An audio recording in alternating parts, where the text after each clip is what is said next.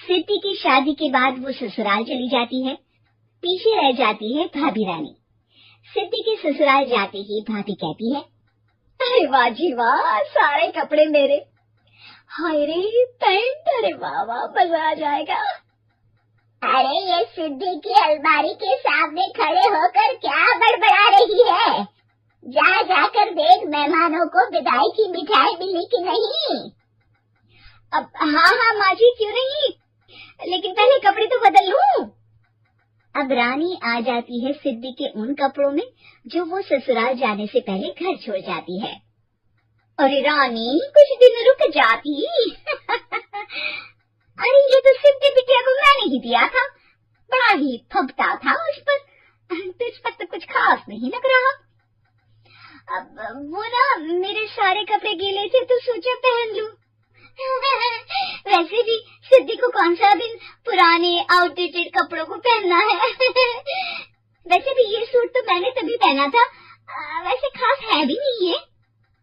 हाँ हाँ ठीक है, लेकिन ना मेरी सिद्धि पर तो जमता था। सारे मेहमान चले जाते हैं और सिद्धि ससुराल से मायके पहली बार आती है। अपना घर, अपना कमरा, अपनी अलमारी। ये बोलकर जैसे ही सिद्धि अलमारी खोलती है तो सामने उसके कपड़ों की जगह कुछ और ही रखा होता है। माँ, ओ माँ, जरा कमरे में तो आना।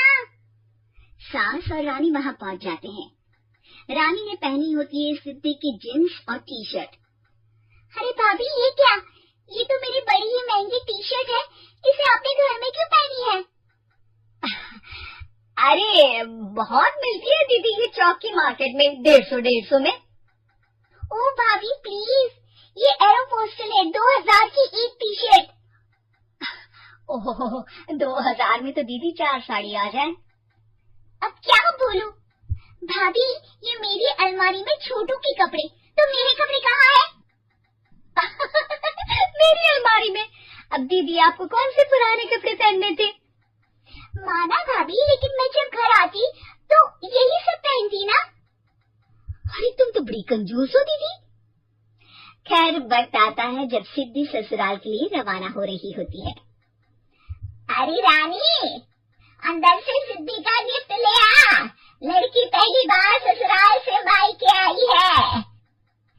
रानी अंदर जाती है और एक सिंपल सी साड़ी लेकर बाहर आ जाती है। ये लीजिए माँ जी। सास बेटी को गिफ्ट देकर ससुराल भेजती है। अगले दिन रानी एक सुंदर सी साड़ी पहनकर सामने आती है। अरे रानी, ये तो वो साड़ी है जो मैंने सिद्धि को देने के लिए दी थी जब वो ससुराल ले जाती, लेकिन ये तूने कैसे पहन ली? अरे माँ जी, ये साड़ी तो मुझे बहुत पहले से ही पसंद थी, लेकिन चिंता ना करिए, मैंने सिद्धि के लिए भी अच्छी सी साड़ी दी है। हाँ। तभी सिद्धि का फोन आता है। क्या माँ, कुछ अच्छा तो दिया होता ससुराल ले जाने के लिए, अरे पहले दिखा दिया होता। ये चमकते हुए पैकेट में नौकरानी वाली साड़ी मत दिया करो माँ। अरे बेटे, वो तेरी भाभी ने ना गलती से उससे पैकेट बदल गया। हाँ, मैं कल ही तेरे भाई के हाथ से तेरा वाला पैकेट भेज दूंगी। अरे रहने दो माँ, आई एम श्योर भाभी ने अभी वही साड़ी पहनी होगी जो तुमने मेरे लिए रखी थी, तुम तो समझ नहीं पाई उनको। खैर छोड़ो, मैं ज्यादा बोलती अच्छी नहीं लगती, रहने दो, आपको उन्हीं के साथ रहना है, फिर बात करेंगे। सास को रानी पर गुस्सा आ जाता है, वो उसके कमरे में जाती है जहाँ वो शादी का एल्बम देख रही होती है। रानी, मार्केट जाकर एक ऐसी ही साड़ी लेकर आ, कल प्रतीक जाकर सिद्धि के घर दे आएगा। अरे क्यों माँ जी, कितनी साड़ी देनी है दीदी को, यहाँ कोई सेल लगी है क्या? अरे चुप कर, मेरे बेटी के हिस्से की साड़ी खुद पहन ली, अब ज्यादा ज्ञान बांट रही है। एक दिन सिद्धि का फोन आता है। माँ, मेरी सास ने आप सबको खाने पर बुलाया है। सारे लोग सिद्धि के ससुराल पहुँचते हैं। खाना खाकर वो लोग निकल रहे होते हैं कि सिद्धि की सास सभी को गिफ्ट देती है। अरे बहन जी, बेटी के घर का खाना खा लिया, यही बहुत है, जो आप ऊपर से गिफ्ट भी दे रही है। अरे बहन जी, आप भी कहाँ इन बातों पर विश्वास कर रही हैं। सास सभी को गिफ्ट देती है, लेकिन रानी को जो साड़ी देती है वो अजीब सी हरे रंग की, लाल रंग की बड़ी छाप वाली होती है। अरे छी, ये कौन पहनेगा?